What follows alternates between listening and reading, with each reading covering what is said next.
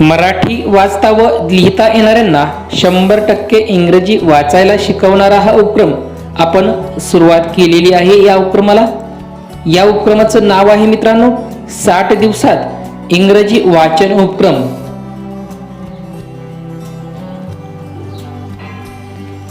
हा उपक्रम कसा राबवायचा पहा। हा उपक्रम इयत्ता पहिली पासून ते पुढील इयत्तांना इंग्रजी वाचायला शिकण्यासाठी अत्यंत उपयोगी पडेल। काय करायचं आहे, दररोज एकाच दिवसाचा जो उपक्रम आहे त्या दिवसाचा अभ्यास करायचा आहे, एकापेक्षा जास्त दिवसाचा अभ्यास करायचा नाही। या उपक्रमाबद्दल बोलतोय। या उपक्रमाचा अभ्यास करताना विद्यार्थ्यांनी 4 रेघी वहीत सराव करावा किंवा करून घ्यावा, त्यामुळे मुलांचे अक्षर पण सुधारेल। दिवस क्रमांक 1 ते 8 पर्यंत फक्त इंग्रजीची लहान लिपी व मोठी लिपीचा आपण सराव करून घेणार आहोत।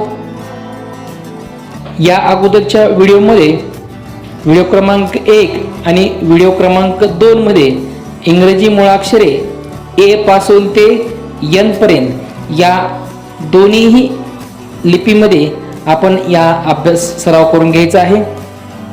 मुलांनो, आजचा आपला दिवस आहे उपक्रमाचा दिवस 3रा। इंग्रजी मुळाक्षरे आहेत O, P, Q, R, S, T आणि यू। चला तर मग पाहूयात या अक्षरांचे आपण आवाज पाहूयात। ओ चा आवाज आहे अ, पी चा आवाज प, क्यू चा आवाज क्व, आर चा आवाज आहे र आणि एस चा आवाज आहे स, टी चा आवाज आहे ट, यू चा आवाज आहे अ। अशाच पद्धतीने आपण उलट क्रमाने पण वाचन करून घ्यायचं आहे। O, P, Q, R, S, T, U. अजून एका पद्धतीने पाहूयात। U, T, S, R, Q, P आणि ओ। परत अजून एक पद्धत पाहूयात। उलट सुलट पद्धतीने आपण सराव करायचा आहे।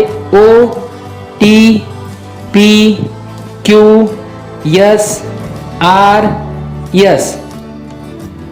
मराठी शब्दांसाठी इंग्रजी मुळाक्षरे लिहा, म्हणजे या मराठी शब्दासाठी इंग्रजी अक्षरे लिहायचे आहेत S, R, U, O, P, Q आणि टी। परत उलट क्रम पाहूया। O, T, P, Q, S, R, you.